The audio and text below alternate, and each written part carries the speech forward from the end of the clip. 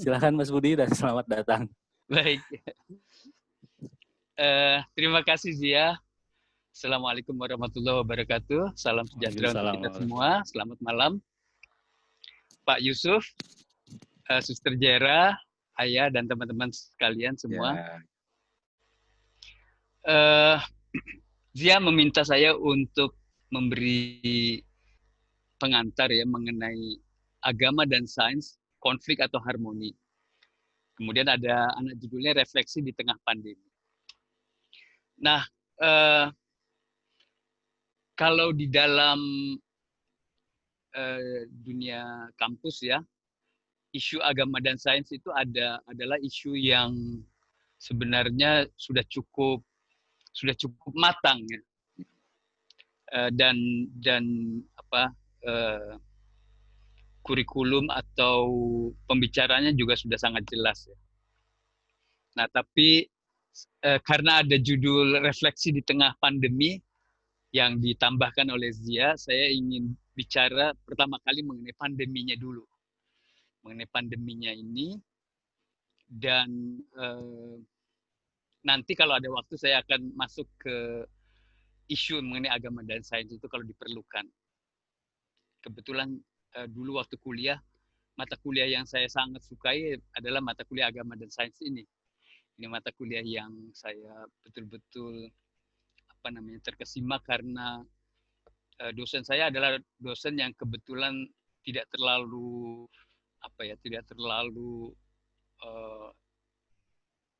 habis-habisan dengan sains ya, dan membela saintisme, tapi dia mencoba untuk mencari titik temu atau mencari harmoni ya antara agama dengan sains. Oke, nah jadi saya akan mulai dulu bicara mengenai pandemi dan sebagai contoh bagaimana sains dan agama itu telah merespon pandemi ini.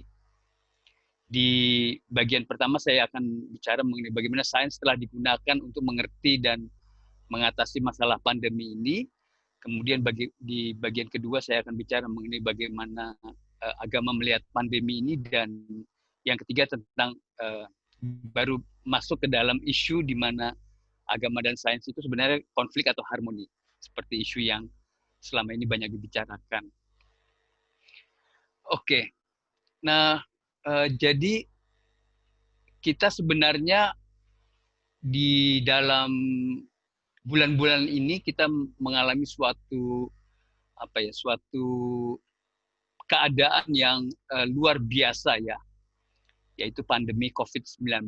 Ini adalah suatu peristiwa yang sangat mengejutkan ya. Tidak ada orang yang berpikir atau meramalkan bahwa akan terjadi suatu pandemi COVID-19 ini. Dari beberapa bacaan yang saya simak, ada satu penafsiran atau satu cerita atau satu uraian bahwa COVID-19 yang terjadi yang sekarang ini kita betul-betul harus berjuang untuk bisa lepas dari masalah COVID-19 ini, itu sebenarnya adalah suatu pemberontakan mikroba ya, microbial insurgency istilahnya, pemberontakan mikroba yang baru, yang punya dimensi waktu, skala, cakupan perubahan yang tidak terbayangkan sama sekali. Jadi ini adalah suatu perkembangan yang betul-betul tidak terbayangkan dalam skala dan dalam kecepatan waktunya. Kecepatan waktunya begitu cepat, hanya dalam beberapa bulan sejak peristiwa pertama di Wuhan sekitar Desember atau beberapa waktu sebelum Desember, hanya dalam beberapa bulan dia menjadi global dan semua negara terkena pandemi ini.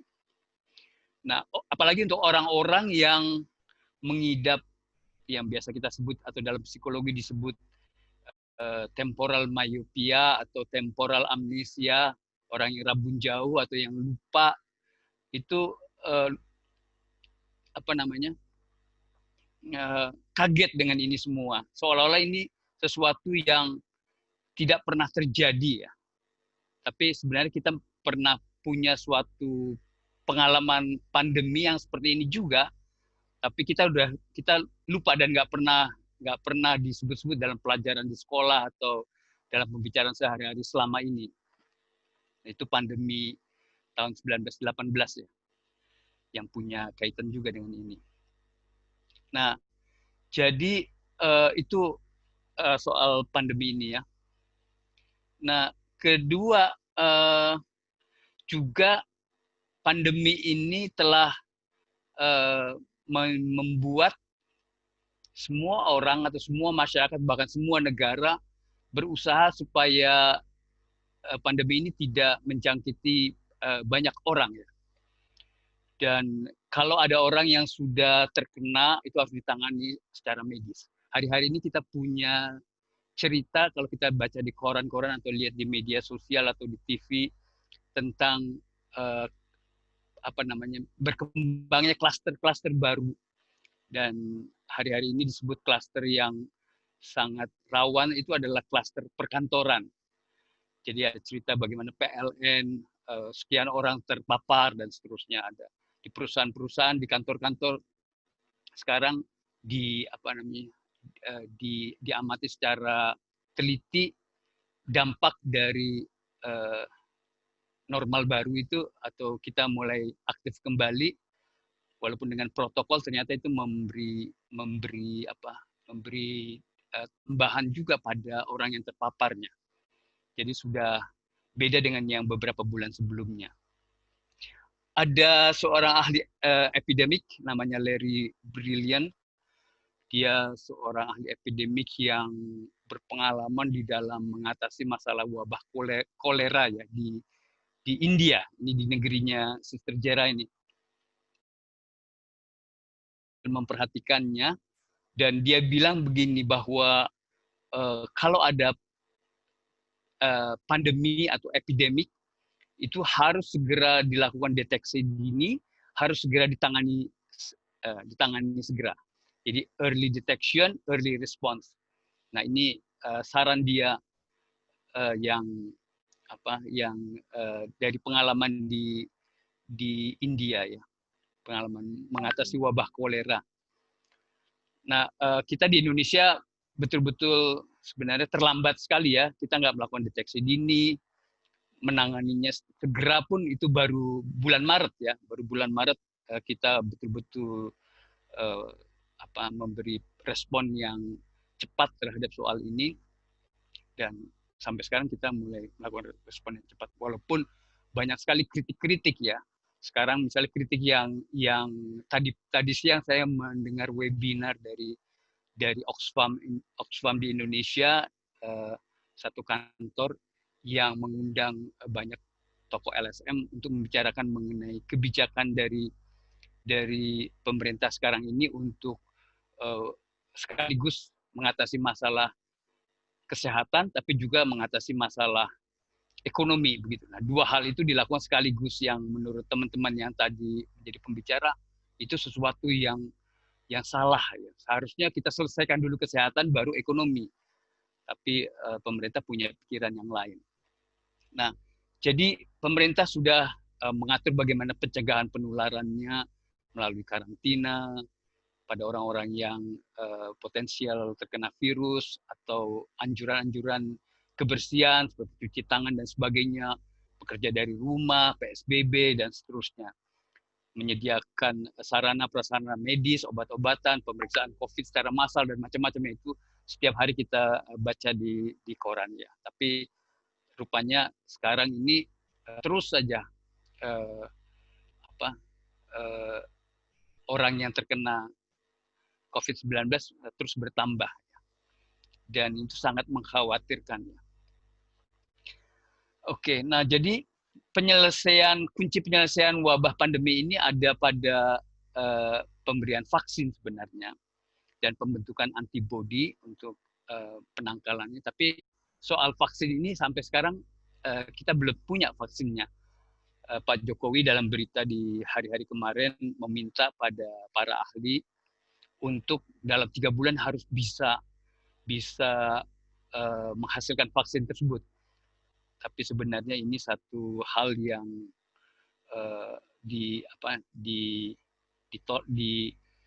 dianggap tidak mungkin begitu, terlalu berat ya untuk 3 bulan ini. Kita memang sangat terlambat dalam persiapan vaksin ini. Secara global ya kita terlambat sekali. Nah, jadi apa yang menjadi perhatian kita sekarang adalah bagaimana bisa memulihkan untuk bisa menjadi sehat, mencegah kematian yang itu menjadi kata kunci ya. Karena kematian inilah yang membuat orang panik. Yang saya ingin menyebut dengan satu istilah sekarang ini sebenarnya kita mengalami suatu tirani ya. Tyranny of emergency. Tirani ke apa istilah emergency itu ke kita harus menjadi urgensi ya. Tirani emergency. Kita mengalami hal seperti itu. Oke, jadi di dalam pandemi ini peranan sains itu sangat penting ya. Saya membaca satu artikel yang di-share oleh Zia tadi pagi di WA grupnya Halakodamai tentang sains, agama, dan pandemi. Ada satu artikel yang menarik sekali. Saya sekarang lupa siapa pengarangnya, tapi ini satu artikel terjemahan di buku itu. Dia mengatakan bahwa di era sekarang, di era pandemi ini, harapan terhadap sains itu betul-betul tinggi ya. Jadi orang betul-betul berharap pada sains bisa memecahkan masalah ini. Nah, jadi misalnya dalam soal vaksin itu, orang menunggu temuan dari sains mengenai vaksin yang bisa mengatasi COVID-19 ini. Banyak hal yang tidak terjadi ya di dalam masalah ini, misalnya pelayanan kesehatan mental, itu sesuatu yang tidak mendapatkan perhatian. Tapi juga ada banyak kesalahan-kesalahan yang dilakukan, misalnya ketika awal-awal kita memakai istilah social distancing. Itu istilah yang bahkan anak saya dia sangat selalu dibilang istilahnya social distancing. Kita harus melakukan social distancing kata dia. Tapi itu sesuatu yang sebenarnya salah ya. Karena kalau kita melakukan social distancing itu masalah pandemi ini tidak akan pernah bisa diselesaikan, karena masalah ini harus diselesaikan juga secara sosial, bukan hanya secara kesehatan, tapi juga ada secara sosial.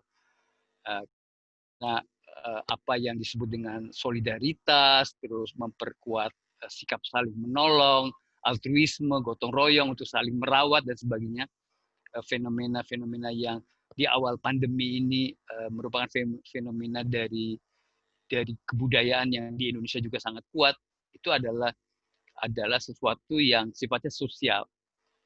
Jadi yang bukan social distancing. Nah, karena itu kemudian juga pemerintah mengkoreksi istilahnya menjadi physical distancing, dan itu istilah yang saya kira lebih benar ya. Nah, jadi kita sekarang sebenarnya hidup di dalam suatu tyranny of emergency, satu dalam tirani yang semuanya dalam keadaan darurat ya. Yang penting buat kita adalah bagaimana bisa mengutamakan keselamatan ini. Kita berada dalam satu krisis yang dalam istilahnya Gramsci, jadi ada satu catatan Gramsci di dalam bukunya Prison Notebook, dia mengatakan krisis itu sebenarnya adalah kalau sesuatu yang lama sedang sekarat, ya yang baru belum bisa lahir. Dan di dalam masa krisis ini, aneka ragam simptom berbahaya itu bisa hadir. Nah, ini yang banyak penulis-penulis mengenai isu pandemi ini mencoba untuk mengantisipasi kira-kira simptom apa sih yang akan hadir ya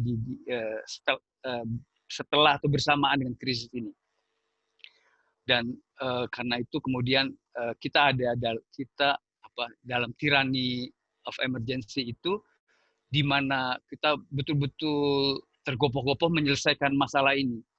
Padahal krisis itu nggak bisa diselesaikan dengan cara tergopoh-gopoh seperti ini. Karena kan tadi kita mau mengutamakan keselamatan rakyat ya, keselamatan manusia. Nah, ketika mengutamakan keselamatan itu harus dimensi yang kita pikirkan bukan hanya soal seperti sekarang pemerintah memikirkan antara istilah tadi bagus tuh di dalam diskusi tadi siang antara gas dan rem, mana yang digas, mana yang direm gitu. Jadi soal kesehatan dan soal ekonomi. Nah, dua-duanya itu dicoba diselaraskan yang kemudian dibentuk suatu komisi yang baru. Nah, padahal banyak masalah terkait dengan keselamatan rakyat itu sebenarnya tidak sungguh-sungguh bukan jadi tidak merupakan sesuatu yang memang dipecahkan dengan cara yang tergesa-gesa tersebut, tapi kita perlu memikirkan sesuatu yang lebih komprehensif terkait dengan bagaimana kita keselamatan rakyat itu, menyelamatkan masyarakat itu. Nah, karena tema kita mengenai agama dan sains, jadi kita perlu melibatkan sains yang interdisipliner untuk bisa memecahkan masalah pandemi ini. Atau ketika kita merefleksikan pandemi ini, kita bisa melihatnya dengan sains yang interdisipliner. Nah, salah satunya yang sangat penting itu adalah sejarah ya, sejarah. Di samping tadi sudah saya sebut ilmu kesehatan itu sangat ditunggu hasilnya, terutama untuk gimana bisa mendapatkan vaksin yang bisa mengatasi masalah COVID-19 ini. Tapi sejarah juga sangat penting. Saya tadi membaca satu buku serial A Very Short Introduction tentang pandemic. Di situ dia di buku itu namanya pengarangnya Christian Macmillan, dia mengatakan bahwa sejarah itu sering dilupakan, tapi biasanya sejarah itu dihadirkan kembali ketika terjadi epidemik atau pandemik seperti contohnya sekarang ini. Dan sebenarnya kalau kita belajar sejarah ada pola-pola masa lalu yang berulang yang kita tidak pernah pikirkan karena kita melupakan sejarah tadi. Nah, jadi kita bisa refleksi dari pandemi yang lalu ya. Nah, salah satu pandemi yang terkenal yang juga sudah pernah mewabah mirip-mirip seperti sekarang ini namanya flu Spanyol. Flu Spanyol itu terjadi pada tahun 1918 sampai 1919 yang telah meminta korban atau membunuh sekitar kira-kira 50 juta orang. Dan pandemi ini terjadi pada waktu perang bersamaan dengan Perang Dunia Pertama. Yang Perang Dunia Pertama sendiri itu membunuh sekitar 10 juta orang. Jadi sebenarnya jauh lebih gawat ya, lebih berbahaya daripada Perang Dunia yang pertama. Karena 50 juta orang. Nah, syukur sekarang di COVID-19 secara global kita belum sampai angka yang sebesar itu, dan mudah-mudahan tidak akan sampai seperti itu karena kita sudah punya satu cara yang dulu belum bisa dipecahkan seperti itu. Pada waktu pandemi influenza 1918 itu adalah pandemi yang paling parah yang muncul dalam sejarah manusia, yang disebabkan oleh virus H1N1 yang berasal dari gen asalnya dari burung ya. Tapi kita pada waktu itu nggak tahu dari mana sebenarnya lokasinya virus itu berasal. Mungkin kita masih belum punya ilmu yang seperti sekarang. Kalau sekarang kita udah tahu kan bahwa asalnya itu dari Wuhan dan itu terkait dengan binatang-binatang liar seperti kelelawar dan sebagainya dari pasar burung di kota Wuhan. Nah, kematiannya membawa kematian sampai 50 juta orang karena memang pada waktu itu tidak ada antibiotik, tidak ada vaksin penangkal virusnya, dan juga banyak korban berjatuhan di seluruh dunia, termasuk di Jawa pada masa kolonial itu ada sekitar 4 juta orang yang meninggal menurut laporan yang sekarang banyak digali lagi, atau orang mencoba mengingat sejarah lama itu yang tidak pernah dibicarakan. Nah, jadi wabah ini kemudian berhenti karena virusnya bermutasi menjadi kurang mematikan, dan juga daya tahan manusia mulai tumbuh ya, berkembang, juga perawatan mulai lebih baik, sanitasi mulai lebih baik. Nah, jadi ada sesuatu yang membuat kemudian virus ini bisa berhenti, tiba-tiba berhenti karena ada mutasinya itu. Nah, itu jadi flu Spanyol ya tadi. Nah, jadi kita bisa belajar dari sejarah sebenarnya, dan ini penting sekali. Pendekatan yang komprehensif yang mengenai ilmu pengetahuan untuk merefleksikan pandemi ini merupakan sesuatu yang penting sekali. Nah, pertanyaan kita apa yang bisa membuat wabah pandemi COVID ini berhenti? Nah, ini yang sekarang orang sedang memikirkannya. Gimana caranya gitu? Semua orang dari WHO, dari pemerintah di masing-masing negara berusaha untuk mendapatkan jawaban apa yang bisa membuat wabah pandemi COVID-19 ini berhenti. Nah, semuanya menunggu vaksin ya. Vaksin virus COVID-19 ini yang pasti dia itu dibuat oleh para epidemiologis, tapi siapa yang akan menemukannya itu kita tidak tahu, belum tahu. Hari ini di Kompas saya membaca ada seorang yang menjadi kaya raya karena katanya dia menemukan vaksin virus COVID-19 ini. Tapi apakah itu benar atau enggak, kita tidak tahu. Nah, yang pasti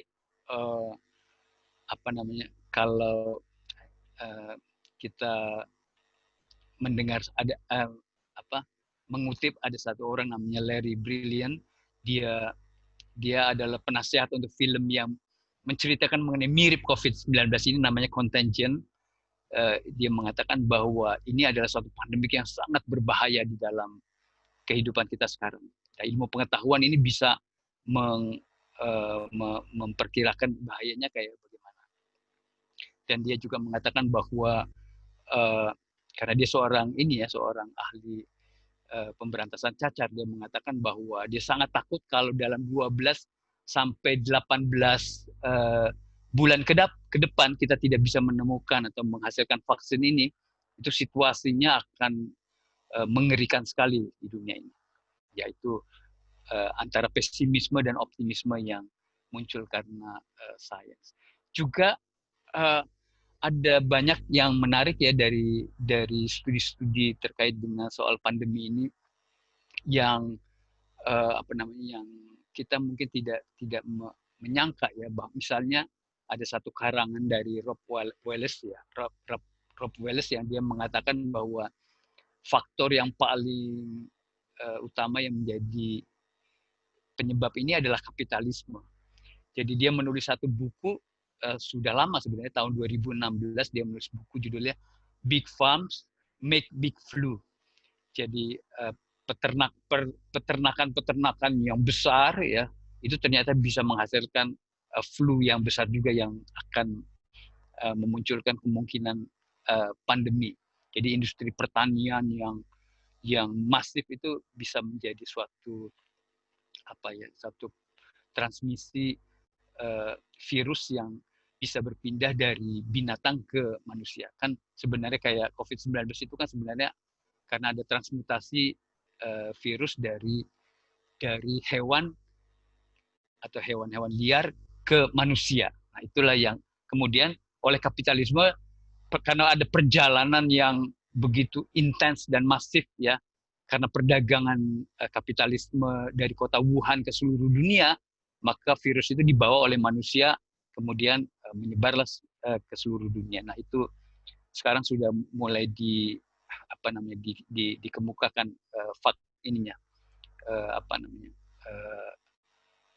penjelasannya mengenai kenapa kapitalisme atau perdagangan itu ikut memberi andil di dalam penyebaran virus ini secara global. Oke, nah jadi karena itu kemudian jadi sains itu betul-betul menjadi harapan ya. Kita berharap sekali pada sains untuk pertama bisa mengerti, tapi yang lebih penting juga nanti akhirnya bisa menyelesaikan masalah pandemi. Mudah-mudahan sains ini bisa memberikan jawaban yang memuaskan ya dan menyelamatkan kemanusiaan kita. Nah, yang kedua, bagian kedua, saya ingin melihat agama sendiri dalam melihat pandemi ini bagaimana ya. Saya cukup lama memikir tadi pagi di Indonesia gimana wacananya yang mengenai agama ini. Nah, kalau saya melihat buku-buku yang terbit, misalnya buku seperti Pak Quraish Shihab, dia menulis satu buku mengenai wabah ini, atau buku dari Haidar Bagir juga, maka pada umumnya orang melihat pandemi ini secara agama sebagai suatu ujian ya, sebagai satu ujian. Tentu saja ini absah ya. Sains tidak bisa mengatakan bahwa itu apakah benar-benar ujian atau apa, itu hanya orang-orang yang kayak Richard Dawkins yang anti terhadap agama, dia akan menafsirkan begitu. Tapi orang-orang yang lebih rendah hati akan mengatakan itu memang cara agama untuk melihat masalah seperti pandemi ini. Atau seperti Haidar Bagir di dalam bukunya yang juga terbit di bulan-bulan yang lalu terkait dengan pandemi ini, dia mengatakan bahwa secara spiritual kita perlu mencari hikmah ya dari pandemi ini, apa yang bisa kita jadikan pegangan sehingga kita bisa tetap kuat dan bertahan gitu. Jadi karena agama itu terkait dengan hal yang disebut dengan makna hidup, jadi agama memberi sisi ini sebenarnya di dalam pemecahan mengenai masalah pandemi ini. Jadi ketika kita merefleksikan pandemi dari sudut pandang agama, maka agama punya cara penjelasan yang khas. Kalau kita dengar khutbah-khutbah atau perkataan-perkataan mubalik di masjid-masjid atau di gereja, mungkin juga banyak dari mereka yang melihat ini bukan hanya sebagai ujian, tapi ini sebagai akibat dari dosa manusia. Nah, itu juga sesuatu yang biasa agama seringkali menjustifikasi dari sudut pandang manusia yang berdosa, kemudian Allah mengirimkan malapetaka, dan ini adalah pertanda bahwa manusia harus bertaubat dari perbuatan dosanya ini. Nah, jadi agama itu melihat pandemi ini dengan cara yang berbeda sekali dengan sains, sehingga orang itu seringkali menganggap bahwa antara sains dengan agama itu tidak cocok ya, tidak cocok. Sains kemana, agama kemana begitu. Apalagi kita juga melihat suatu fenomena di awal pandemi ini, agama ikut kontribusi untuk menolak bahwa ini suatu pandemi. Ada banyak cerita yang menarik soal ini. Ada teman saya, Najib Burhani, dia seorang peneliti di LIPI, seorang aktivis di Muhammadiyah. Dia peneliti di NUS, Universitas di Singapura. Dia membuat satu artikel yang menarik sekali. Dia membedakan antara bagaimana respon Jamaah Tabligh dan Muhammadiyah. Dia membandingkan Jamaah Tabligh dan Muhammadiyah, responnya terhadap pandemi COVID-19 ini. Dan kesimpulan dia ternyata itu ada dua sikap yang berbeda ya. Sikap Jamaah Tabligh itu tidak mendukung bahwa ini adalah suatu pandemi, menganggap ini bukan masalah begitu ya. Karena itu dia menganggap bahwa apa yang diminta atau telah disosialisasikan oleh pemerintah sebagai bahaya pandemi ini dianggap sebagai omong kosong. Karena itu mereka di awal pandemi ini kan punya satu pertemuan akbar yang di Sulawesi itu. Tapi Muhammadiyah, kalau lihat respon dari organisasi Islam yang lain, punya suatu suatu respon yang berbeda. Dia justru menganggap bahwa memang ini adalah pandemi, dan pandemi ini harus dipecahkan dengan cara-cara yang rasional, cara-cara yang memberi apresiasi dan menggunakan pendekatan sains. Nah, karena Muhammadiyah itu punya rumah sakit, karena Muhammadiyah punya juga banyak juru rawat, punya banyak dokter, nah mereka memberi kontribusi di bidang ini yang berarti menggunakan sains di dalam respon organisasi Islam ini terhadap pandemi ini. Nah, jadi memang bagaimana agama melihat pandemi itu macam-macam ya modelnya, tapi yang secara umum sebenarnya banyak organisasi-organisasi yang sudah mapan atau sudah modern lah, itu pasti akan memberi apresiasi terhadap sains. Sehingga kemudian kalau pertanyaan di dalam judul diskusi ini konflik atau harmoni, kalau pada organisasi seperti Jamaah Tabligh dia melihatnya sebagai konflik, tapi organisasi seperti Muhammadiyah dan juga banyak organisasi lainnya itu harmoni ya. Jadi agama dan sains itu punya tempatnya sendiri-sendiri. Nah, terakhir salah satu fenomena yang paling menarik dari isu ini di dalam isu agama ya, itu laporan dari CRCS di UGM yang membuat laporan yang berjudul Kebebasan Beragama di Era COVID-19. Nah, di dalam laporan itu menarik, dia menceritakan ada banyak sekali respon orang beragama terhadap COVID-19 itu. Misalnya ketika kita sudah menyebut misalnya bahwa atau pemerintah sudah melarang untuk ibadat di rumah ibadat di rumah. Nah, itu ada banyak respon-respon.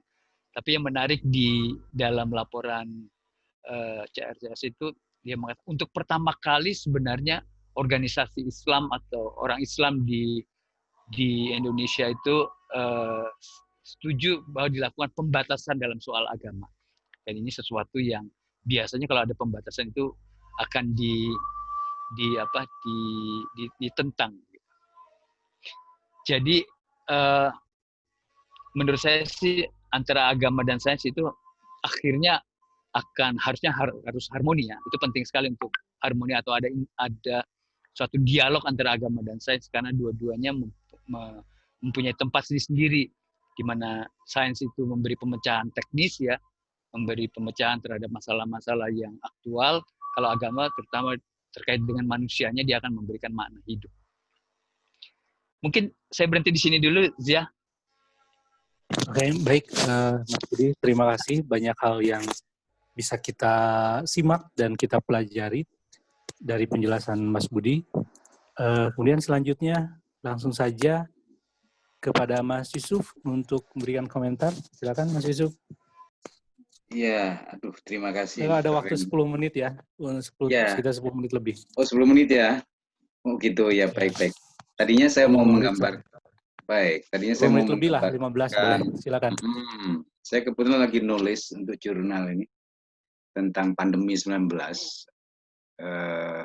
antara masjid, kampung, dan xenophobia.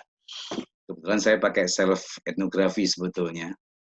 Ini lagi final untuk menulis tentang sisa terakhir kesimpulan belum saya bikin maksimal. Maksud saya menarik barusan apa yang disampaikan Mas Budi ya. Jadi pandemi atau COVID-19 hari ini memang membuat orang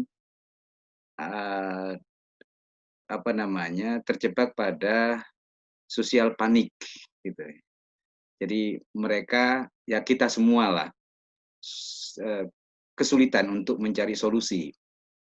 Yang pada akhirnya menurut saya para ilmuwan termasuk menjumpakan atau mempertemukan antara ilmu dan agama.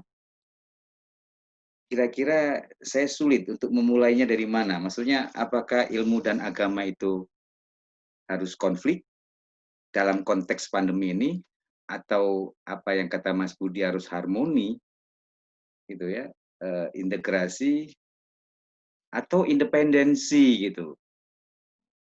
Jadi maksudnya kan ini kata Ian Barbour itu ada 3 alternatif ya, atau 3 pola hubungan antara ilmu dan agama. Nah, bisa dihubungkan dengan konteks pandemi hari ini. Satu, misalkan kata dia, apakah ketika terjadi perjumpaan antara ilmu dan agama itu akan muncul enemy, kemudian strangers, atau justru partners, gitu. Nah, hampir semua orang sampai sekarang sulit kira-kira di mana meletakkan posisi itu. Kalau barusan Mas Budi masih ekspektasi Mas Budi ya, berharap harus harmoni, kira-kira harmoni. Tapi susah kadang-kadang kalau kita berbicara, mohon maaf kalau saya harus berbicara rada sedikit keluar dari konteks ilmu dan agama, misalkan rada ke politik misalkan. Konon katanya konspirasi seperti itu.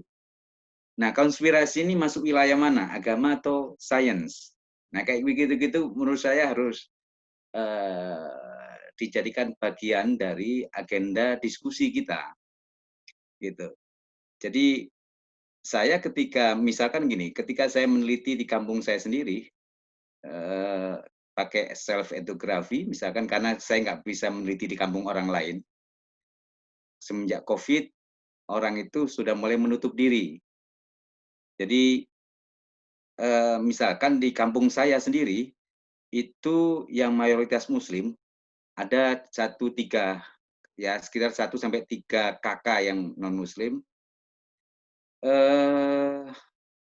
sepakat bahwa kampung kita harus mulai menutup portal gitu ya, untuk menghindari orang asing. Kemudian termasuk tempat ibadah itu juga dibatasi, nggak boleh orang asing masuk. Memang rada lucu ini hari ini, ketika COVID-19 yang membuat orang yang tadi saya sebut moral panik tadi itu. Jadi secara sosiologis dan antropologis orang sudah merubah, orang dan masyarakat merubah karakteristik mereka, cara gaul mereka, interaksi mereka dalam konteks mencari keselamatan gitu ya, kira-kira supaya mereka bisa tidak terpapar dan panjang usianya, kira-kira begitu. Padahal kalau kita melihat sedikit dari konteks politik, mohon maaf sekali lagi saya ulang, karena tidak ada di narasi diskusi kali ini agama dan sains, saya coba kalau bicara politik misalkan konon katanya ada konspirasi global misalkan, apa betul ini pertarungan perdagangan antara 2 negara raksasa itu, antara Amerika dan Cina misalkan, untuk menjual vaksinnya. Nah ini kan juga perlu kita kaji bersama, sehingga ini membuat panik pada masyarakat sampai ke kampung-kampung, kampung saya paling tidak. Nah, mereka, terutama di kampung saya ini, tidak pernah ada satupun yang terpapar sebetulnya. Mereka hanya mendengar dari media informasi, baik itu media televisi maupun media sosial. Nah, karena dari media itu, akhirnya mereka berusaha untuk memprotek diri, melindungi diri mereka, dan dengan begitu mereka bereaksi untuk tidak sembarangan menerima orang asing, gitu. Baik itu secara interaksi sosial sehari-hari maupun ketika mereka di lembaga-lembaga keagamaan seperti Majelis Taklim, yang dulunya ketika sebelum COVID Majelis Taklim itu ramai dan masjid menerima siapapun kehadiran orang, termasuk orang asing. Nah, dari situ saya melihat bahwa kampung-kampung, terutama kampung saya di sini, mereka mengalami perubahan-perubahan perilaku ketika pandemi ini. Termasuk mungkin saya dan keluarga saya gitu ya. Eh, tiba-tiba saya, misalkan istri saya, anak saya, jelas ketika keluar pakai protokol kesehatan ya, tapi di rumah tiba-tiba kita menyiapkan hand sanitizer gitu. Ketika ada tamu, itu pun kita juga harus menjaga jarak. Kemudian tamu dipersilakan untuk pakai hand sanitizer sebelum salaman. Nah, ini menarik sebetulnya menurut saya. Nah, seperti ini menurut saya bisa masuk kategorisasi saintifikasi perilaku gitu ya. Kira-kira begitu mungkin Mas Budi ya. Saya nggak tahu apakah ini definisinya seperti itu atau gimana.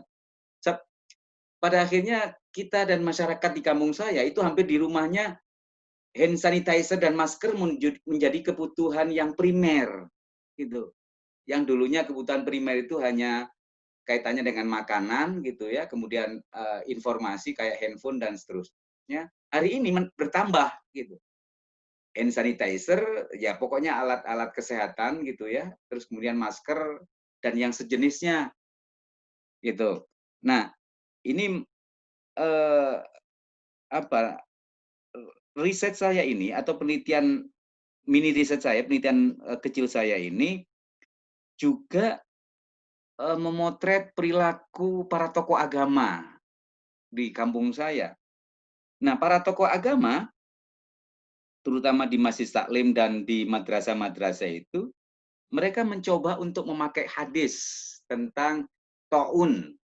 Nah, ini lagi ramai kemarin hadis tentang taun itu, yang tadi Mas Budi sempat cerita membahas tentang pandemi itu. Mungkin di zaman Khalifah juga, kalau tidak salah Khalifah Umar bin Khattab juga pernah ada, ketika Umar bin Khattab mau masuk satu wilayah, kemudian dilarang, bukan dilarang, diberitahu bahwa wilayah itu ada pandemi, kira-kira gitu kalau bahasa sekarang, ada penyakit. Maka Umar bin Khattab ketika mau balik, ditegur juga sama salah satu sahabat. Kenapa Anda balik? Kata, padahal itu kan kalau kena penyakit adalah takdir, kan begitu. Lalu kata Umar, saya konversi, kira-kira saya konversi takdir dari satu takdir ke takdir yang lain, kira-kira gitu. Memang cerdas Umar bin Khattab pada waktu itu. Bagaimana yang secara lazim orang berpikir tentang bagaimana mentaati ajaran agama, di sisi lain mentaati ajaran agama yang polanya sangat konservatif mungkin kalau pandangan sekarang, tapi Umar bin Khattab sudah melakukan ijtihadiyun gitu, ijtihad tentang bagaimana membuat takdir baru, dan itu bagian dari ajaran agama. Dan itu dikutip oleh banyak tokoh, salah satunya ustadz yang ada di kampung saya. Sehingga di masjid itu dibatasi cara beribadah mereka. Jadi yang tadinya kalau sholat itu harus nempel gitu, nggak boleh ada antara di soft itu nggak boleh ada ruang yang kosong, dia harus nempel. Semenjak COVID harus dibatasi 1 meter gitu. Nah itu menarik. Kemudian ketika traweh, tidak boleh traweh di masjid. Itu. Lalu ketika terakhir Idul Fitri, tidak boleh Idul Fitri di masjid, dan salaman nggak boleh nempel, kayak gitu. Nah, sementara sebagian masyarakat di kampung saya, terutama para bapak-bapak yang sudah sepuh, itu mereka rada protes. Kenapa kok sekarang ada perubahan tentang perilaku keagamaan, termasuk ustadznya gitu. Dan saya juga ikut mengamini perubahan itu, karena saya dipengaruhi oleh Zia itu untuk bagaimana kita mengikuti saintifikasi agama, kira-kira gitu ya. Jadi akhirnya saya juga ikut-ikutan mendukung Ustadz yang menjaga kesehatan tadi dengan dalil-dalil yang menarik bagi saya. Meskipun ada protes dari beberapa orang, terutama orang-orang tua, yang misalkan akhirnya nggak boleh berjamaah sembarangan, gitu. Apalagi menerima orang luar. Nah, ini membuat, kalau menurut saya, pandemi ini bisa merubah perilaku keagamaan seseorang, kalau saya nyebut harus ada new fikih, ada fikih baru. Gitu. Dan itu ke depan mungkin fikih baru ini bisa dilakukan berkali-kali. Ketika ada pandemi yang sama, ya mudah-mudahan jangan ada pandemi-pandemi lagi ya. Kalau ini juga, jadi agama kalau ingin eksis, agama kalau ingin tidak gulung tikar ke depan, terutama Islam, menurut saya harus ada perilaku keagamaan atau fikih baru, gitu. Dan menurut saya kira Tuhan saya, Gusti Allah itu maha keren lah, maha bager kalau kata orang Sunda. Ketika kita membuat fikih baru, insya Allah tidak merubah prinsip-prinsip dasar keagamaan. Nah, yang paling menarik, Mas Budi dan teman-teman sekalian, tiba-tiba perilaku keagamaan, nah ini yang maksud saya xenofobia ini, anti orang asing. Jadi padahal dalam Islam itu ada rahmatalil alamin, itu prinsip dasarnya ya. Rahmatalil alamin itu kalau saya sederhanakan, kita menjalin kohesivitas sosial di antara sesama, baik sesama muslim maupun sesama manusia. Tapi semenjak pandemi 19,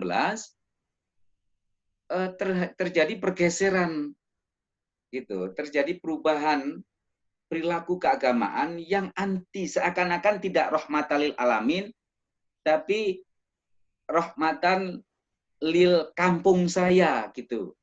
Jadi kalau bukan kampungnya di rahmatalil alamin itu bagi kampung dia sendiri, gitu, supaya aman. Makanya portal yang ada di depan rumah saya, kebetulan saya di pinggir jalan, itu pas di depan portal, itu kalau ada orang asing datang, awal-awal ya, sekarang sudah mulai longgar, itu dikasih dikasih tempat cuci tangan di dekat portal, kemudian kadang-kadang ada petugas yang bawa ini loh, mengukur suhu, gitu. Lalu dikasih hand sanitizer. Terus ditanya tujuannya Bapak mau kemana? Kalau tidak jelas, dipersilakan untuk pergi Bapak itu. Di awal-awal pandemi ya, di awal waktu bulan sekitar Maret akhir ya. Maret akhir itu lagi kenceng-kencengnya himbauan pemerintah untuk kita lockdown, atau ya sebelum PSBB kan ada semacam semi lockdown begitu, dan masyarakat dengan sendirinya sudah mengatur dirinya, ada semacam ijtihad kampung gitu ya, untuk menghindari dari pandemi COVID-19 ini. Jadi yang paling menarik menurut saya lagi-lagi, xenofobia atau anti orang asing pada perilaku keagamaan umat muslim, mungkin umat yang lain, ketika melihat pandemi yang tadinya kita harus kohesivitas semakin kencang gitu, tapi begitu pandemi kita jaga jarak, bahkan selalu curiga dengan orang asing. Jadi karena gini, kalau menurut saya, kesulitan mendefinisikan pandemi karena di kampung saya tidak ada yang terkena, maka harus ada medium. Harus ada media yang dipersonifikasikan dalam bentuk orang asing. Jadi orang asing itulah yang dikategorisasikan sebagai COVID-19 untuk sementara. Itu unik sebetulnya. Ya, dan saya juga kadang-kadang terbawa. Tapi anehnya ketika kita di dalam masyarakat, di kampung saya sendiri, ketika bicara pandemi, ketika kita mendiskusikan COVID-19, mengamankan kampung kita nggak terlalu peduli dengan jaga jarak. Kadang-kadang saya sendiri nggak pakai masker, dan ustadz-ustadz, tokoh-tokoh yang ada di kampung saya juga nggak pakai masker. Gitu.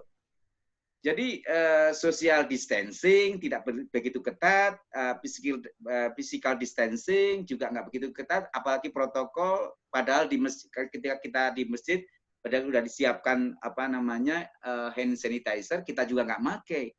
Jadi di antara masyarakat di kampung itu tidak curiga. Tapi begitu ada orang asing, siapapun orang asing itu dicurigai dia sebagai pembawa COVID-19. Nah, ini yang saya sebut dengan xenofobia. Baik itu kaitannya dengan persoalan-persoalan di kampung secara sosial misalkan, ataupun di majelis-majelis taklim atau di masjid, itu juga mengalami hal yang sama. Jadi masjid dibatasi untuk orang-orang di kampung sendiri. Kalau toh ada orang baru yang dulu sebelum COVID itu, siapapun boleh di masjid saya itu, di masjid kampung saya. Tapi hari ini nggak sembarangan, Mas. Hari ini ketika ada orang asing, rada dicurigai, bahkan kalau nggak kenal, mohon maaf, Anda harus pakai itu hand sanitizer gitu ya, terus pakai masker dan seterusnya, kira-kira gitu. Jadi xenofobia itu bukan hanya sekedar di ruang publik, tapi di ruang di ruang lembaga keagamaan atau di tempat-tempat ibadah pun xenofobia itu berlaku juga. Jadi saya nggak tahu apakah wilayah itu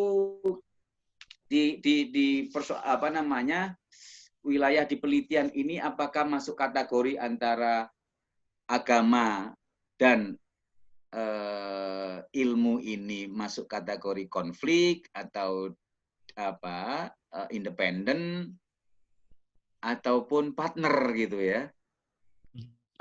Karena memang saya sendiri sulit untuk membuat terminologi pandemi di perjumpaan antara agama dan sains. Saya kira itu tanggapan saya, Zia ya. Saya tadinya pingin rada panjang, tadinya saya ingin gambarkan tentang hasil penelitian saya, cuma nantilah kapan-kapan kita diskusi lagi yang kaitannya dengan pandemi yang lebih serius lagi nih, dengan penelitian yang pakai etnografian gitulah. Saya kira gitu. Terima kasih Zia dan teman-teman yang lain. Assalamualaikum warahmatullahi wabarakatuh. Waalaikumsalam. Terima kasih Mas Yusuf, sangat menarik sekali. Diulang-ulang tadi tentang xenofobia, ketakutan pada orang asing itu menjadi bentuk ini ya, jadi musuh bersama orang asing itu jadi ibarat COVID ya. Jadi COVID itu di mana? Ya kalau ada orang asing datang kan kayak gitu. Ya itu memang menarik karena saya beberapa kali suka iseng sama teman-teman tidak sholat Jumat selama PSBB ketika di perjalanan atau ketika PSBB sudah mulai longgar karena alasannya kita orang asing. Itu sikap keberagaman yang baru sebenarnya. Udah nggak perlu sholat Jumat, kenapa? Kita kan orang asing, nggak akan terima di masjid itu. Ada banyak rusuhnya jadinya. Oke, ada pertanyaan yang dari teman-teman. Ini dari Nens. Mungkin untuk Mas Yusuf dan Mas Budi, bagaimana pandangan sains sendiri dengan pernyataan dari segi agama yang menyatakan bahwa pandemi ini ujian dari Tuhan? Bagaimana nih sains memandang bahwa pandemi ini sebagai ujian? Oke, kemudian yang lainnya adalah, yang kedua adalah, pandemi membuat semua orang panik dan kesulitan untuk menemukan solusi. Jika umat mengalami seperti ini, bagaimana tanggapan dan sains? Saya kira dua pertanyaan ini sama, prinsipnya pada sama.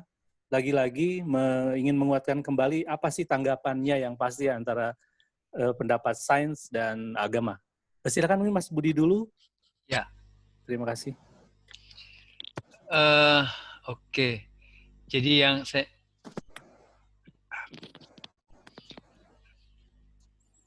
apa tadi pandangan sains tentang pernyataan agama pandemi itu ujian dari Tuhan ya. Kalau kata agama itu sebagai ujian dari Tuhan. Ya. Kata sains bagaimana?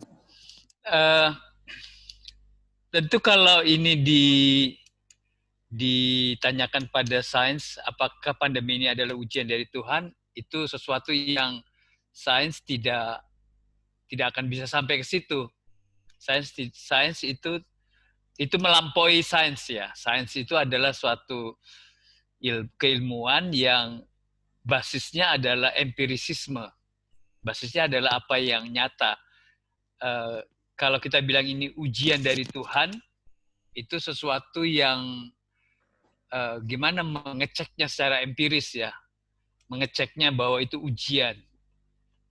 Kalau misalnya kita menyebut bahwa sesuatu itu ujian dari Zia gitu misalnya, kita bisa tanya pada Zia, atau ujian dari Pak dosen gitu. Kita bisa tanya sama dosennya kan.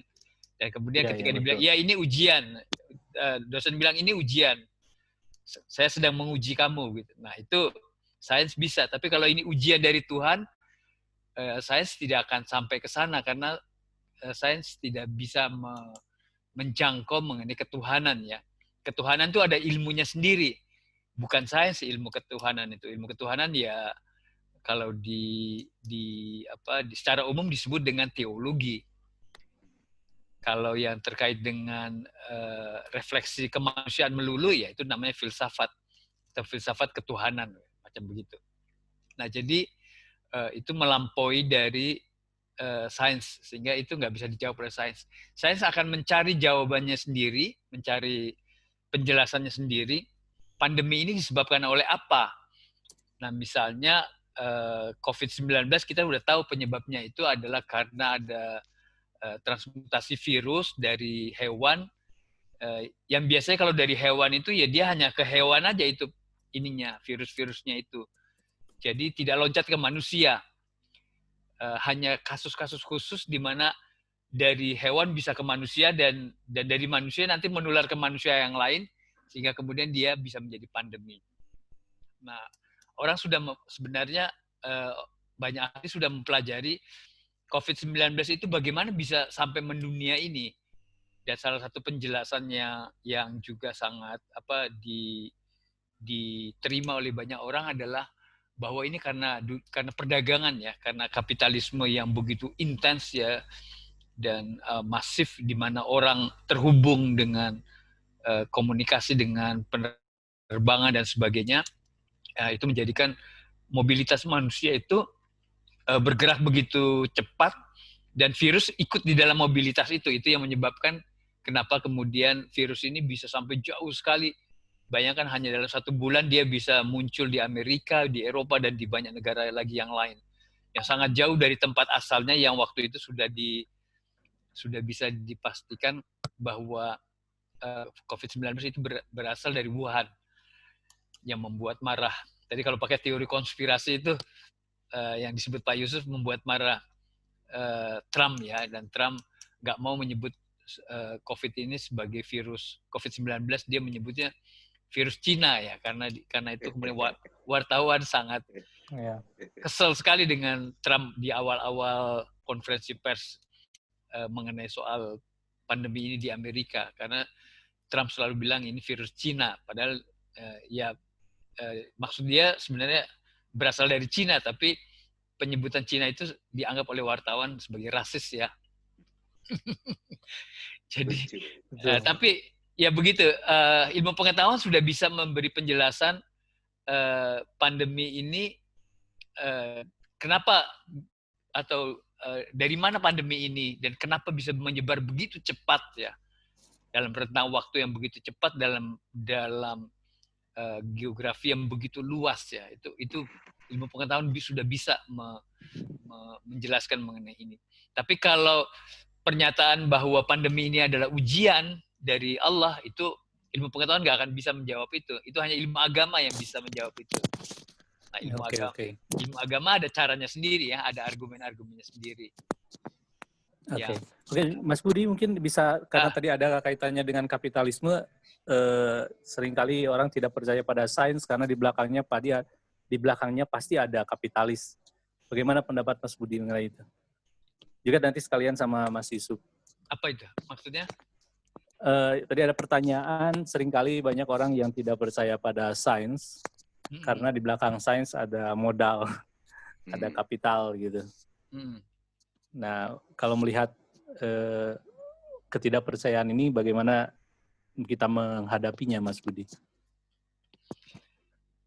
Ya, tergantung. Kalau dalam sains itu kan juga ada aliran-alirannya ya, aliran di dalam. Kalau tokoh seperti sains yang kiri gitu, sains itu tidak netral begitu ya. Dan salah satu kepentingannya itu adalah kepentingan ekonomi politik misalnya begitu. Nah, pada sains yang seperti itu, orang bisa Jadi misalnya ada seorang filosof dari Australia namanya Ian Chalmers, dia menulis buku What is this things called science? Apakah yang disebut dengan sains itu? Dan dia karena dipengaruhi oleh orang semacam Michel Foucault, ya Foucault itu adalah filosof yang mengatakan bahwa knowledge power, pengetahuan itu selalu membawa kepada kekuasaan, pengetahuan itu bukan sesuatu yang netral. Nah, dia menerjemahkan itu ke dalam filsafat sains dan kemudian mengatakan bahwa ilmu pengetahuan itu sebenarnya selalu punya kepentingan. Nggak ada yang namanya ilmu pengetahuan yang bebas nilai begitu. Nah, jadi kalau alirannya ke sana, tentu bisa seperti itu. Tapi kalau ilmu pengetahuan dalam arti yang metodis yang selama ini banyak dipelajari di kampus-kampus, sebenarnya menjauh dari itu, dari soal itu. Hanya pendapat yang agak kritis ya terhadap netralitas ilmu pengetahuan. Oke, Gitu, baik. Oke, terima kasih Mas Budi. Oke, Mas Yusuf mungkin bisa menambahkan juga ada pertanyaan kepada Mas Yusuf tentang fikih. New normal ini ada fikih baru nggak gitu? Bagaimana fenomena fikih yang baru di dalam menghadapi pandemik atau yang sekarang ada new normal ya, istilah new normal ini. Iya. Itu pertanyaan dari teman-teman. Silakan Mas Yusuf sekalian. Terima kasih. Kalau bagi saya agama harus dinamis ya, terutama Islam. Dan saya kira Tuhan Allah itu menurut saya maha baik. Jadi kalau untuk menyelamatkan kehidupan populasi manusia untuk survive, menurut saya ya harus perlu fikih baru. Misalkan gini ya, hari ini di Islam, menurut saya sebagian umat Islam sudah merumuskan beberapa perilaku syariat atau fikih ya, fikih baru. Misalkan begini, dulu ya yang tadi saya ceritakan, ketika sebelum COVID, sholat itu bahkan dalam mazhab tertentu menjaga soft rapat itu wajib hukumnya.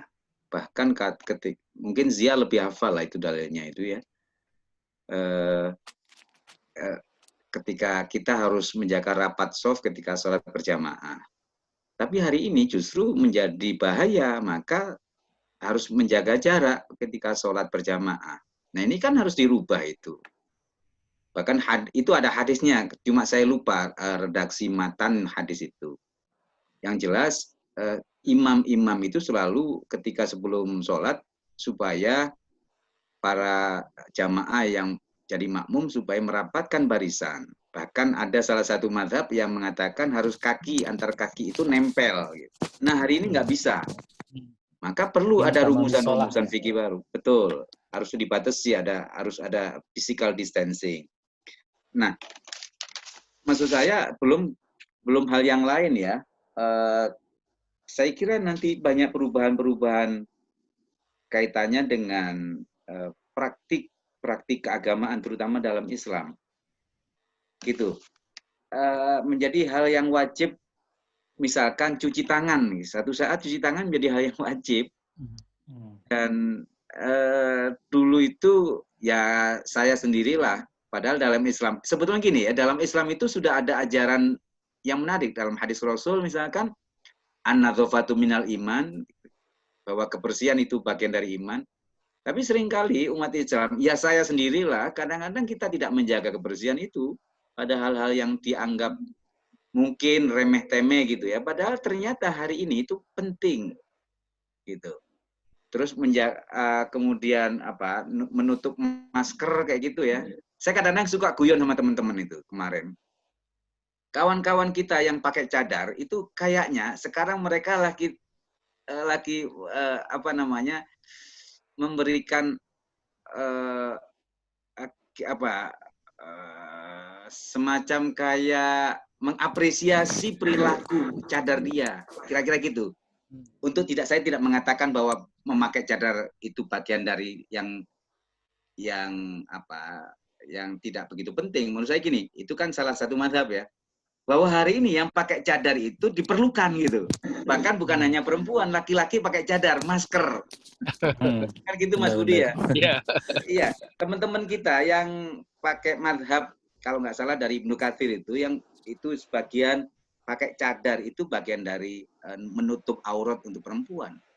Nah, hari ini pakai cadar gitu menjadi wajib, seakan-akan begitu. Dan itu didukung oleh ilmu pengetahuan tadi, oleh sains, bahwa pakai cadar adalah salah satu menjaga atau bagian dari protokol kesehatan yang diwajibkan oleh pemerintah. Nah, ini bukan, menurut saya ini suatu saat akan terjadi, nggak tahu apakah revolusi atau evolusi tentang fikih baru ini. Saya kira gitu sih ya. Jadi memang para ulama atau para tokoh agama terutama di Islam, mungkin Suster Gera juga bisa memberikan masukan. Itu kira-kira kalau di Katolik mungkin ada nggak sejenis apalah semacamnya, kalau dalam Islam itu fikih gitu ya, tapi yang new, yang baru ketika menghadapi pandemi seperti ini. Saya kira itu ya. Terima kasih Mas Yusuf. Ya itu yang terakhir, pertanyaan yang menarik. Tadi kan ini dalam perspektif Islam ya. Saya minta izin kepada Sis Jera, mungkin punya perspektif dari Katoliknya, fikih Katoliknya bagaimana Sis Jera untuk menghadapi pandemi ini? Fikih Katolik. Iya. Bisa dengar saya? Ada. Bisa, Suster. Bisa, Sis. Sebetulnya Pak Yusuf, saya yang tanya pertanyaan ini, apakah kita perlu fikih baru atau tidak? Karena saya pikir ya, agama kita sudah beri kepada kita cukup banyak. Dan betulkah kita betul ikut apa yang agama kita memberi pada kita? Jadi daripada fikih baru, apakah kita perlu ijtihad baru? A new interpretation gitu, atau atau kita perlu kembali lagi betul melihat apa yang agama kita memberi kepada kita dan ikut. Karena kalau Anda dan saya betul ikut agama kita, mungkin apa yang Anda katakan tadi tentang panik, tentang fobia, mestinya tidak ada. Karena justru di sini iman kita diuji dalam momen-momen seperti ini. Sekarang pertanyaan saya, orang sederhana pegang apa? Apakah mereka pegang sains atau pegang agama? Mereka pegang agama gitu. Saya tidak mengecilkan sains ya, mau tidak mau ini ada ya. Tapi atau sebetulnya saya tidak suka istilah new normal karena tidak ada new normal. Ada new normal. Kalau kita menghadapi situasi dengan apa adanya, ya ini normal gitu. Kenapa kita perlu new gitu ya? Jadi ini pikiran-pikiran saya atau manusia akan sangat sibuk untuk new fikih, new katekisme ya dalam Katolik. Kita sudah hidup dengan apa yang kita sudah punya, atau itu aja Pak Zia yang saya tebak Yusuf. Ini pikiran-pikiran saya. Oke, terima kasih Pak Budi pikir apa gitu kan? Pak Budi dari STF dan dikelilingi oleh Katolik gitu loh. Lebih dari saya ini. Oke, menarik. Apakah perlu istilah new normal juga atau tidak? Karena ya saya sempat ngobrol dengan Sizira, kata Sizira nggak perlu new normal karena kita harus memang kembali normal. Atau jangan-jangan memang banyak hal kenormalan yang belum kita penuhi, hingga ya kita harus kembali aja ke normal. Balik lagi ke Mas Budi nih. Mas Budi, new normal ini menurut sains sendiri apakah memang dibutuhkan atau tidak? Atau logikanya sama bahwa ya kita harus kembali normal aja sebenarnya? Kalau gini, kembali normal dalam arti sebelum pandemi ini, kalau virus COVID-19-nya masih belum selesai, itu nggak mungkin. Nggak bisa. Jadi seperti pertanyaan ini kan, pertanyaannya sejarah ini, bagaimana prediksi sains sekarang ini, apakah puncak atau akan ada decline untuk pandemi ini? Nah, seperti betul. Saya sudah katakan tadi mengutip seorang ahli wabah di India, dia mengatakan bahwa wabah ini luar biasa, sangat mengerikan ya. Dan kalau dalam 12 sampai 18 bulan yang akan datang vaksin itu nggak ditemukan, maka itu akan merubah kehidupan kita betul-betul revolusioner. Revolusioner karena kita harus hidup dengan protokol kesehatan yang ancamannya itu luar biasa ya. Kalau kita tertular, resiko paling besar adalah kematian kan. Dan resiko kematian itu sangat ngeri. Membayangkannya itu ngeri, apalagi kalau kita lihat bagaimana penanganan COVID-19 di beberapa negara di Amerika Latin itu yang namanya mayat di jalan-jalan ya. Itu sesuatu yang kita nggak alami di Indonesia. Di Indonesia alhamdulillah kita masih kontrol ya. Iya, masih terkendali lah. Terkendali. Tapi di sana udah nggak terkendali. Orang bisa meninggal di mana-mana gitu. Nah, tapi kekhawatiran seperti itu seperti kita sudah lihat dalam sejarah, makanya kan perlu dalam mengerti pandemi ini kita juga perlu mengerti pandemi sebelumnya kayak apa. Dalam flu Spanyol di tahun 1918 itu yang namanya kematian itu banyak sekali. Bayangkan bisa membuat sepertiga dari umat manusia pada waktu sepertiga dari penduduk di Eropa itu meninggal semua. Dan itu sesuatu yang kita perlu belajar ya, kita perlu dan mengantisipasi supaya pandemi yang sekarang tidak seperti itu lagi. Nah, karena itu makanya kenapa misalnya pemerintah Indonesia mengalokasikan pembiayaan yang ratusan triliun kan untuk ini ya. Nah, itu pasti masalahnya sebagai jawaban soal itu. Jadi ilmu pengetahuan sampai sekarang betul-betul dibuat nggak berkutik gitu ya, nggak bisa memprediksi apakah pandemi ini akan segera selesai atau tidak ya. Ada yang pesimis, ada yang optimis. Nah, orang yang pesimis itu masih menganggap bahwa ini akan terjadi untuk waktu yang lama ya. Dan di ngobrol-ngobrol sehari-hari aja, karena di Jakarta atau di kota-kota sekitar Jakarta selalu PSBB-nya dilanjutkan ya.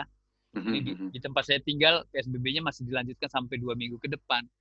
Nah, itu kayaknya trennya akan terus saja akan ya terpaksa, karena kita kan punya indikator PSBB itu bisa dibuka kalau apa begitu. Itu kan ada ininya, ada ukurannya ya. Jadi ada berapa sudah berapa ininya ya, orang yang terpapar, orang yang meninggal, macam-macam angka-angka seperti itu yang menjadi dasar untuk PSBB dilonggarkan atau ada relaksasi PSBB atau tidak. Itu ada indikatornya, dan sekarang kita terperangkap di dalam suatu keadaan di mana angka itu tidak terus menurun ya. Angka itu terus menaik. Dan itu berarti kalau konsisten kita dengan definisi-definisi yang dibuat oleh WHO, maka PSBB akan terus-menerus ya. Kita nggak tahu kapan berhentinya. Nah, nanti sampai nanti ketika pemerintah memutuskan karena ekonomi harus berjalan begitu, akhirnya dibuka aja PSBB, dan itu sudah akan ngeri sekali ininya. Apa yang akan kita alami di masa depan. Jadi ilmu pengetahuan juga sekarang mengalami suatu tantangan yang luar biasa karena nggak bisa langsung memutuskan bahwa ini akan segera selesai gitu. Kita nggak pernah tahu kapan ini akan selesainya. Gitu. Tentu ada spekulasi dan optimisme masih tetap ada ya, tapi masalahnya juga besar sekali dengan pandemi ini. Oke, terima kasih Mas Budi. Mungkin dari teman-teman partisipan yang ingin memberikan tanggapan, silakan. Sebentar, Zia, ada yang lupa tadi saya boleh ya? Oh, silakan Mas Yusuf. Kemarin lusa ada yang mengganggu pikiran saya, pertanyaan mahasiswa itu. Tapi menarik sebetulnya. Jadi dia bilang gini, Pak Yusuf, yang menaik turunkan kurva kan kita nggak tahu siapa itu. Gitu. Ini bicara dalam teori konspirasi ya, bukan hanya konspirasi internasional, tapi konspirasi nasional. Apa yang tadi Zia bilang misalkan tentang kapitalisme dan seterusnya. Karena ini saya nggak tahu, ini masuk kategori saintifikasi atau apa, saya nggak ngerti kalau konspirasi itu ya.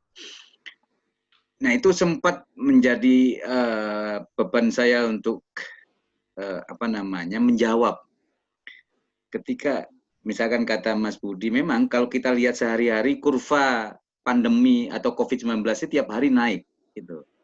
Nah, terus begitu ada pertanyaan, betul nggak itu naik sesuai dengan data yang otentik misalkan. Sebab gini, ada beberapa, masa bilang gitu, ada beberapa indikasi misalkan orang sekarang sakit tenggorokan saja, begitu masuk ke rumah sakit, itu sudah dianggap reaktif. Iya. Ditambah kemarin temuan beberapa wartawan, dan kemudian direspon sama anggota parlemen, anggota DPR, ada rumah sakit yang nakal. Gitu. Yang begitu orang, karena kan itu proyek juga, jadi satu pasien itu sekitar 40-50 juta biaya dari negara. Bahkan ada yang sampai 90 juta biaya dari negara subsidinya. Nah, seperti kayak gitu kan sulit juga kita mempercayai data-data media misalkan, atau sebutlah naik turunnya kurva yang dilakukan oleh pemerintah melalui gugus tugasnya itu ya. Bukan berarti saya secara pribadi tidak percaya, tapi ketika ada pertanyaan itu, saya sulit untuk menjawab. Apalagi hari ini, semua orang punya kepentingan, ujung-ujungnya kepentingan bisnis misalkan. Nah, ini yang kadang-kadang membuat saya menjadi gamang. Untuk ini benar nggak COVID-19 itu sedahsyat yang diceritakan oleh WHO, kemudian oleh banyak pakar. Untuk tidak percaya juga sulit. Katanya Ikatan Dokter Indonesia juga mengatakan bahwa ini ada, the real, gitu ya. Kemarin saya lihat di TV pengakuan Direktur Rumah Sakit di Makassar, dia bilang COVID-19 ini salah seorang Direktur Rumah Sakit di Makassar, juga dokter beliau dan itu ahli virus, dia mengatakan COVID-19 tidak bisa membunuh, tidak langsung bisa membunuh manusia, tapi yang meninggal kira-kira mereka yang sebelumnya punya penyakit bawaan gitu. Kira-kira begitu bahasa testimoni dari Direktur Rumah Sakit di Makassar itu. Nah, semakin memperkuat saya untuk ini benar nggak antara konspirasi dan tidak itu ya. Kalau gini iya. Pak Yusuf, kalau yang dibicarakan di teman-teman para aktivis ya. Iya, betul. Nah, itu dia sampai pada kesimpulan yang kebalikan dari yang Pak Yusuf bilang. Betul. Jadi sebenarnya angka yang diberikan oleh pemerintah itu yang dilaporkan setiap hari oleh gugus tugas ini itu sebenarnya jauh dari apa yang sebenarnya. Nah, yang sebenarnya lebih mengerikan karena banyak hal-hal yang sebenarnya dia positif tidak dibilang positif, yang sebenarnya meninggal tidak disebut meninggal. Nah, tapi bukan konspirasi kan, bukan pakai konspirasi kan? Bukan. Itu ada teman-teman yang lapor COVID, Mas. Lapor COVID-19, Mbak Irma Hidayana. Ya, betul itu. Di lapor COVID-19 itu saya dengar Mbak Irma itu menceritakan tentang berapa sih sebenarnya yang terpapar itu yang sesungguhnya gitu, dengan indikator-indikator yang dia kemukakan itu hasilnya akan lebih besar daripada yang pemerintah laporkan atau sampaikan ke kita ya, ke masyarakat. Nah, jadi sebenarnya lapor COVID itu ingin mengatakan bahwa kondisinya itu jauh lebih mengerikan dari yang dilaporkan pemerintah. Karena itu pemerintah mau membuka PSBB itu sesuatu yang fatal sekali nanti akibatnya. Iya. Nah, ini satu volunteerisme yang mau mengimbangi gugus tugas yang punya pemerintah, yang dari masyarakat sipil ya. Oke. Tapi dia tidak masuk dalam teori konspirasi. Tidak, bukan ya. Ada datanya itu. Iya. Oke, waktu kita 3 menit lagi. Ada pertanyaan yang di private, Kang Zia, seingat saya. Oh iya. Silakan dibacakan, Mbak ya, saya nggak bisa buka dapat tuh. Atau enggak ya? Sorry ya. Silakan. Mungkin ini nggak kelihatan di teman-teman yang lain. Aku bacain aja. Yang pertama, ini sama sih sebenarnya dari Rosa Teja Buana. Yang pertama, kebanyakan masyarakat memahami sains sebagai produk akhir yang jadi. Padahal dalam beberapa tingkat sains adalah proses. Khususnya dalam hal pandemi sekarang, seringkali sains memberikan hasil berbeda tergantung penelitian yang dilakukan. Berikut data yang berubah, hanya saja masyarakat dengan mudah menangkap ini sebagai inkonsistensi oleh sains. Padahal, sains bekerja dengan fakta dan data, dan hasilnya dapat berubah sesuai fakta dan data yang terbaru. Itu dia kayak kasih komentar. Yang kedua, ini pertanyaannya nih kayaknya. Bagaimana menanggapi ketidakpercayaan terhadap sains yang disebabkan kapitalis sains itu sendiri? Misalnya ada penelitian yang menyatakan global warming itu nyata, dan saat bersamaan ada juga penelitian yang menolak terjadinya global warming. Begitupun terhadap energi alternatif, masih ada penelitian yang mendukung penggunaan energi fosil, dan seterusnya. Apakah sains dapat kembali bebas kepentingan agar memperoleh kepercayaan di masyarakat? Oke. Itu pertanyaannya. Ya. Mengembalikan kepercayaan sains, Mas Budi dan Mas Yusuf. Ya, memang sains itu kan ilmu yang terus berkembang ya. Jadi apa yang dikatakan oleh seorang peneliti misalnya atau satu mazhab pemikiran bisa dibantah oleh mazhab pemikiran yang lain, sehingga di situ terjadi perdebatan, sebenarnya terjadi dinamika di dalam sains. Tapi proses dinamika itu adalah sesuatu yang pada akhirnya akan memunculkan suatu pemahaman yang lebih baik ya daripada yang sebelumnya. Jadi misalnya soal global warming itu memang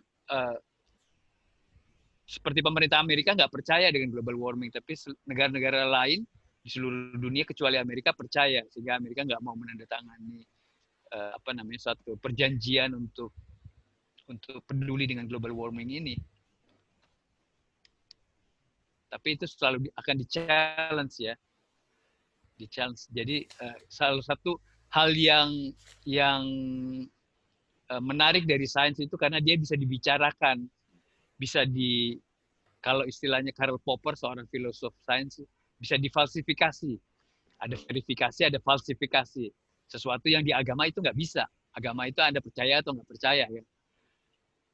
Nah, kalau agama bisa ada justifikasi, kalau kan kamu nggak percaya kamu akan itu. Seperti ada murtad, macam-macam, ada judgment yang membuat orang harus percaya, Bu. Tapi kalau dalam sains kepercayaan itu didasarkan pada fakta ya, atau pada faktanya. Jadi mungkin ada kelompok yang percaya dengan keadaan ini, ada yang bisa membantahnya, tapi itu suatu dinamika yang sejauh bisa diverifikasi, difalsifikasi, dan dipertanggungjawabkan caranya berdasarkan cara ilmu pengetahuan, sejauh itu sains bisa terima, walaupun mungkin dua hal itu berarti masih diperdebatkan. Tapi kita punya dari perkembangan ilmu pengetahuan itu hal-hal yang sudah kita bisa terima dengan konsensus ya, kesepakatan. Nah, konsensus inilah yang menjadi kemajuan daripada sains itu. Oke. Terima kasih Mas Budi. Ya. Yang lain, apakah dari partisipan di sini ada Farifki? Farifki mau memberikan statement sedikit.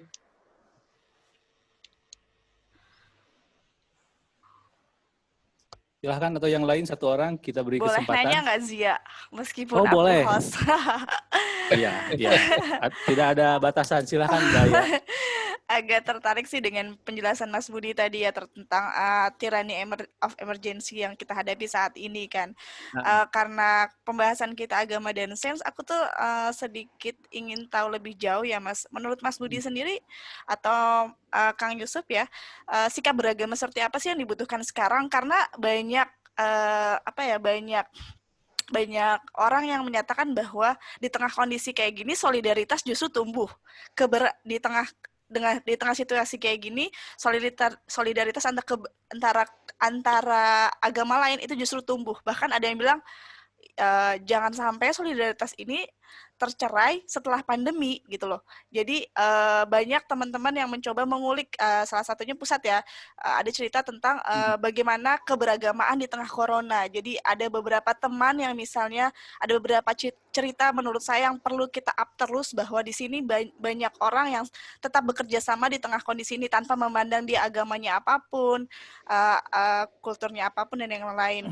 Nah, aku pribadi mau tanya ke Mas Budi dan Kang Yusuf, sebenarnya bagaimana sih agamawan ini kita harus beradaptasi terhadap yang tadi Mas Budi sempat bilang, tyranny of emergency ini gitu. Terus sikap keberagaman seperti apa yang dibutuhkan sekarang? Oke. Siapa yang duluan? Terima kasih, Mbak ya.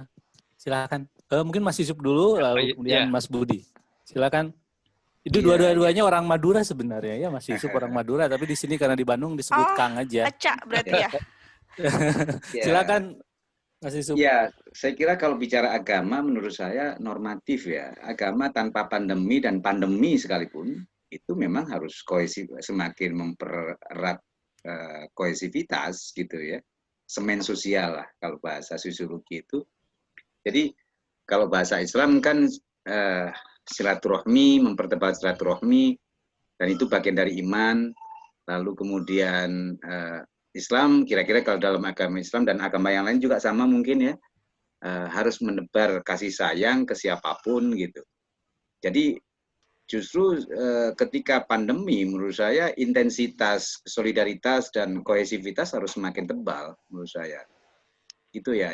Jadi itu sangat justru dituntut para agamawan, bahkan seluruh umat Islam gitu ya, ketika terjadi pandemi seperti hari ini, ta'awanu 'alal birri wat taqwa, kira-kira wa ta'awanu 'alal itsmi wal udwan kalau pakai dalil Al-Qur'an seperti itu. Jadi tolong menolong dalam kebaikan itu sesuatu yang wajib. Wajib itu hampir sama dengan wajibnya sholat. Jadi kira-kira gitu. Jadi kadang-kadang kita suka memilah-milah fikih itu ketika sholat itu menjadi seakan-akan nomor satu gitu. Yang lain hablum minan nasnya, kohesivitas sosial itu dianggap bukan wajib yang hampir sama dengan sholat. Menurut saya wajib kohesivitas atau menjaga silaturahmi dengan sesama itu hampir sama dengan kita melakukan ibadah-ibadah ritual. Logika baliknya begini, kalau kita tidak peduli terhadap persoalan-persoalan sosial, kita juga berdosa besar itu. Bahkan menurut saya ijtihad saya, bahkan lebih besar dosanya daripada meninggalkan sholat gitu. Saya ingat ketika ada salah satu hadis ini untuk ilustrasi saja, salah satu hadis mengatakan satu saat seorang ahli mayit yang sudah dikubur itu ingin bangkit ke dunia, dia minta ke Allah, ya Allah bangkitkan saya untuk bersedekah. Gitu kira-kira gitu. Jadi bukan untuk sholat, bukan untuk zakat, bukan untuk haji dan seterusnya, tapi untuk sedekah. Nah, makna sedekah itu adalah persoalan kepedulian sosial sebetulnya, Mbak Aya. Jadi ini dalam konteks pandemi ini harus ditingkatkan persoalan kepedulian sosial. Kalau mau berislam yang benar ya menurut saya. Saya kira itu jawaban normatif saya. Terima kasih. Terima kasih. Silahkan Mas Budi. Ya. Jadi tadi sebenarnya istilah tyranny of emergency itu sebenarnya ada artinya kan gini. Cara respon langsung yang sama sekali nggak menyisakan waktu untuk merenung ya, untuk analisis, untuk membuat perkiraan, untuk membuat pencegahan. Tapi kita apa tadi istilah Pak Yusuf itu panik ya. Iya, sosial panik. Jadi ada moral panik ya, sosial panik. Moral panik. Nah, itu kemudian kita mencari pemecahannya dengan yang langsung, yang instan, yang hanya jangka pendek. Nah, kita harus keluar dari tyranny of emergency ini karena kita harus memikirkan sesuatu yang sifatnya jangka panjang, jangan sampai lupa itu. Karena kalau kita hanya mikirin dampak COVID yang sekarang ini saja, itu akan menjadikan pandemi ini mungkin nggak akan bisa terselesaikan, karena pandemi ini mempunyai suatu kemungkinan untuk muncul pandemi lagi yang lain yang tadi Pak Yusuf juga sudah sebut itu, kemungkinan-kemungkinan itu bisa terjadi, dan itu sudah terjadi kalau kita belajar sejarah mengenai pandemi ya. Karena pandemi itu bukan hal yang baru sekali ini terjadi pada umat manusia. Dalam sejarah manusia itu ada pandemi-pandemi yang besar juga ya, yang itu sudah kita udah punya cerita atau catatan sejarahnya. Nah, karena itu keberagaman apa yang diperlukan di tengah pandemi ini, dan supaya keberagaman itu punya makna. Nah, menurut saya pertama sekali bahwa keberagaman itu akan membantu kita untuk keluar dari tyranny of emergency itu. Itu sesuatu yang langsung ya, agama punya peranan besar untuk bisa membantu kita keluar dari tyranny of emergency, karena agama itu kan selalu memikirkan sesuatu yang jangka panjang. Agama itu bukan solusi jangka pendek ya, tapi agama itu memberikan banyak hal terkait dengan masa depan, termasuk yang di dalamnya disebut dengan solidaritas, sifat altruisme, tidak egois. Nah, itu hal-hal yang sekarang sangat diperlukan di dalam situasi seperti ini, dan juga keterhubungannya sekarang tercipta secara langsung ya, karena COVID-19 ini itu membuat kita bisa merealisir ide-ide agama di mana manusia itu sebenarnya adalah satu kemanusiaan, satu spiritualitas ya, satu kerohanian. Nah, itu sesuatu yang agama bisa memberi sumbangan yang besar pada itu. Di samping segi yang tadi itu soal solidaritas ya, atau hablum minan nasnya, itu sesuatu yang bisa dihidupkan dengan lebih jauh ya, segi kemanusiaan dalam beragama. Oke, terima kasih Mas Budi, Mas Yusuf, teman-teman yang lain. Kita waktu sudah lebih 10 menit. Saya kira ini hal yang sangat baik dan menggembirakan, karena ada satu kegiatan yang masih banyak kita lebih waktunya, dan masih partisipannya masih setia. Artinya acara ini mendapatkan perhatian yang sangat baik berbicara tentang agama dan sains. Mohon kepada teman-teman memperlihatkan wajahnya, karena nanti admin Baya akan memfoto. Foto ini physical distancing-nya beneran ya. Silahkan dimunculkan semua videonya. Oke, sambil menunggu teman-teman memunculkan videonya, closing statement aja sedikit dari Mas Yusuf dan Mas Budi. Silakan closing statement-nya. Silakan Mas Yusuf duluan, kemudian nanti Mas Budi, lalu kita akan tutup. Silakan Mas Yusuf. Masih di mute. Masih di mute. Di mute. Oke. Ya, terima kasih untuk semuanya.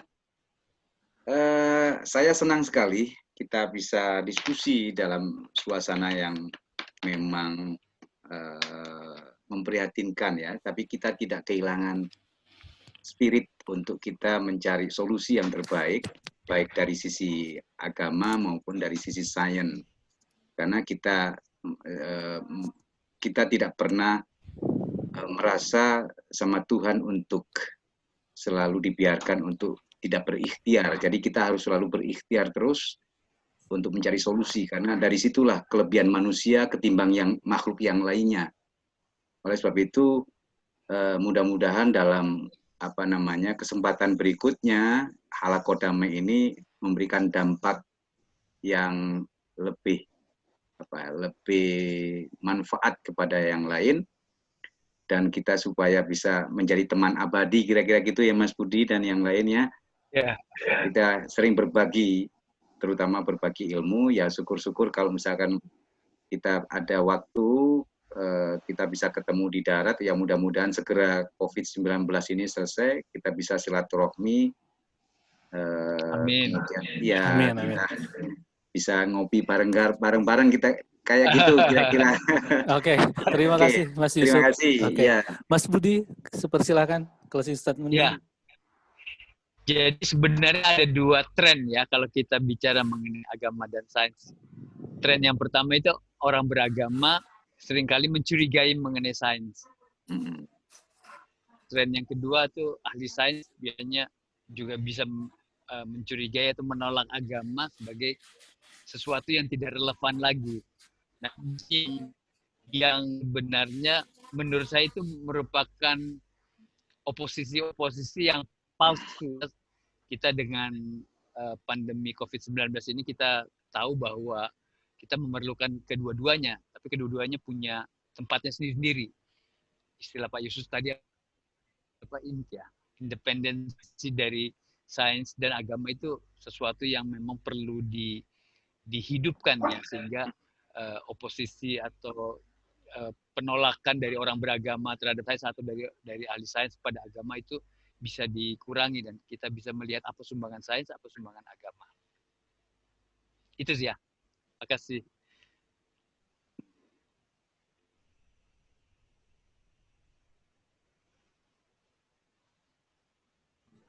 Terima kasih semuanya. Terima kasih Mas Budi. Terima kasih juga Sis Jera, teman-teman Halakodama yang lain, dan juga Mbak Aya dari Pusat Bara Madinah yang sudah membantu proses pelaksanaan ini. Kita akan jumpa lagi di Halakodamai di akhir bulan, di Halakodamai yang ke-31. Oke semuanya, terima kasih ya, dan semoga sertifikatnya bisa diakses. Ya, kita lagi belajar bikin sertifikat semuanya. Buka video. Oh iya, video ya nanti ada ya. Atau foto bareng Zia. Foto bareng dong. Foto bareng. Ya itu yang itu coba dibuka semua. Iya. Ya silahkan. Ada Bobo nih. Iya, ayo dibuka semua. Nah, foto bareng. Silahkan dibuka semuanya. Supaya ada dokumentasi. Sudah 1, semuanya 2. Ya. Sudah, 3. Makasih. Oke. Sama-sama.